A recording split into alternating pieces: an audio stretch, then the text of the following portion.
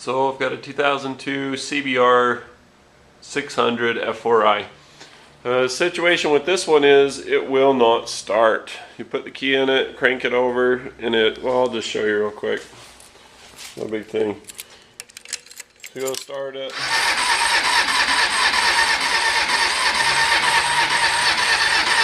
And that's what you get. No start. You got three things contributing to this. You've got cold weather, which makes it harder and slower to start. You got a battery that's kind of tired and it doesn't crank it as fast as it would otherwise. And the other contributing factor is that the spark plugs haven't been changed. This has 22,000 miles on it, and it's supposed to have the spark plugs changed between 10 and 16,000 miles. Here we are at 22,000 miles. It's never been changed, and so we have flooding. And then with flooding, you get all kinds of other things. There's a gel, a goo, that kind of builds up on the spark plug gap, and you also have problems with gas in the cylinders going around the sides of the piston rings and getting in the oil and all that other kind of stuff. So it's winter, it's cold. You can see the weather outside just sucks.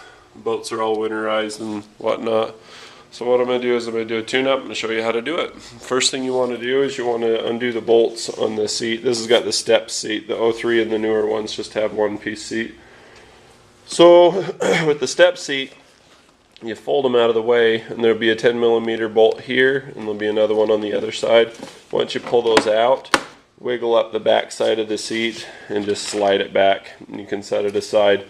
The next thing I'm going to do is I'm going to pull these two bolts. We're taking the tank off, just shortcut what we're doing, and then take the bolts out of the fairings on each side, and then also undo the bolts here on the sides of these plastic cowlings, and then remove the bolts here on the front of the tank, and then I'll show you from there.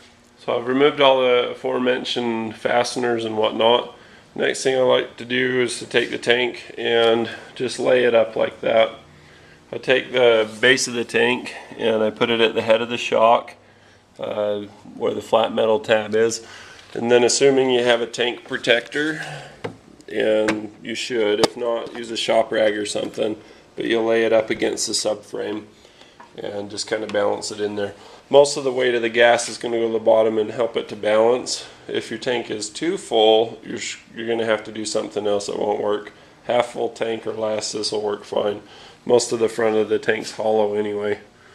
Put it up there. If you're impatient, if you're stressed, if you're having to go real fast, don't do this. You'll probably, drop the tank off its side or whatever. As you tip it up, one of your lines is going to pull off, the little breather vent line. That's okay. Just remember to hook it back up when you put it back on. The electrical one is push down the tab and pull it back. It's on the left side near the frame. You can set that aside. I'm not going to undo the rest of the lines and set it aside. I might not. We'll see. You don't have to. The next thing you want to do is you want to undo the screws all the way around the perimeter of the air filter box and pull out the one in the middle, and we're almost to where we can do the tune-up. So we've got our tank tipped up. The next thing you want to do, like I say, is go around this all the way around and pull out all the screws, and then there's the one in the middle here. Don't forget that. Usually I forget this one and I forget that one, so remember those and you'll be good. Undo your air temperature sensor and pull this off and set it aside. Next thing you want to do is you want to pull out the screws all the way around on top of the they're like carburetors, even though it's fuel injected, but there's screws on each of these. These will each come apart. There's one on each side. There's two hoses down here. There's a big one and a small one that you got to undo the clamps and undo those, and then there's one big one on the front up in here. Those are for the PCV system. So take out your air filter and set it aside. You want to pull out the screws on the sides of these if you have ram air. You pull out the one on the side here, and then there's another one that goes in this part right there, and then remove that cowling. Set it aside and then undo these. These get stuck over time, so I put a screwdriver in this side, gently work it in and work around, manipulate it in a circle and get it to come off. The same thing goes for the cowling on this side. There's a bolt on the outside and one on the front. There's also one of these rubber plugs that is just on the side of the horn there. So you'll want to use a flathead screwdriver and pull that off gently. If you just yank it, it'll ruin the grommet and make it rattle later. So just work it on each side with the screwdriver, you know, boom, boom. So once this is all done, there's also a plug down here on this side and a little hose. It's just, it's, what do you call it? It's just a control valve. It's just an emissions control thing. So you want to unplug that.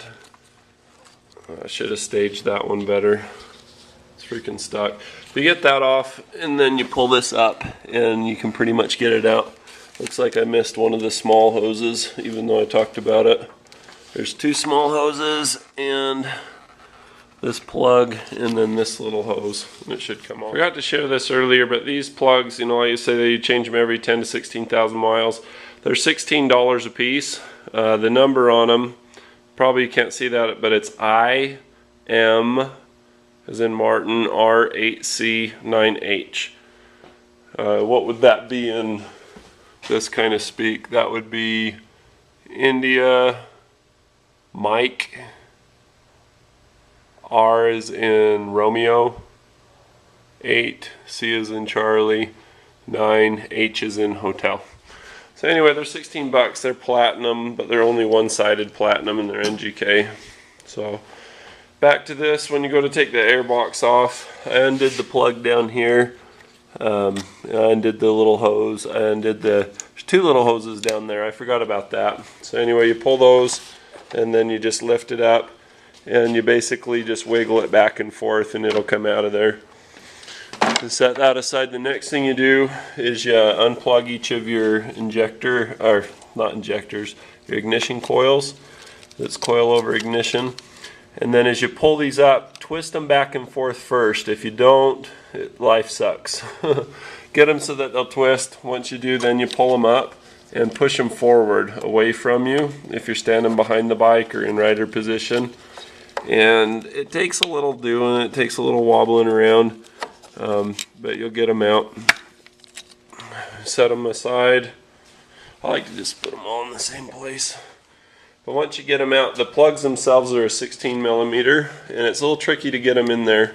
I use a deep well 16 millimeter socket. I'll be pulling the plug out with a magnet tool. But basically what I do is I position it like this. I got a 3-inch extension and a 1-inch extension, or 1 or 2 inches. So I'm at between 4 and 5 inches. You go up into the center. You drop the socket in there. Go down the hole. Get in there. Break them free. Be sure to use anti-seize on the threads when you put the new ones in. I usually like to go 2 or 3 threads up from the bottom. Which what I'm saying is when you're putting the spark plug in there, you don't want the anti-seize down in the firing thing because it can chemically react, cause problems, whatever. It's not going to happen, but just be careful anyway. But just put the anti-seize down in there. I just put a little glob on one side, and when you thread it in and twist it in, it'll go all the way up the rest of the threads. So you just spin, spin, spin-a-roo.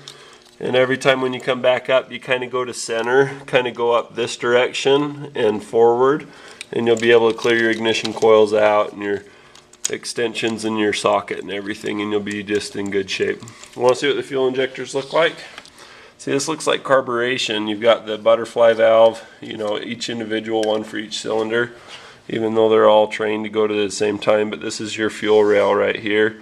You can trace the line. It goes back here to your fuel pump. And then this is the injector down here. 1, 2, 3, 4. That's multi-port fuel injection. Hope this video was helpful to you.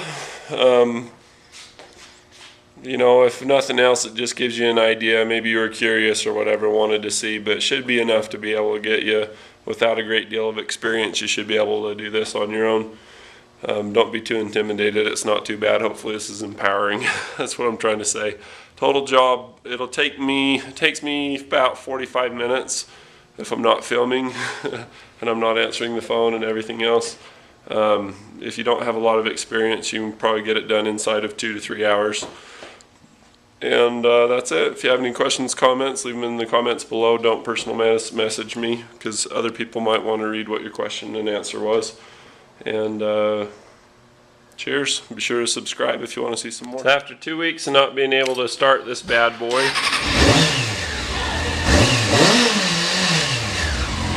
good things.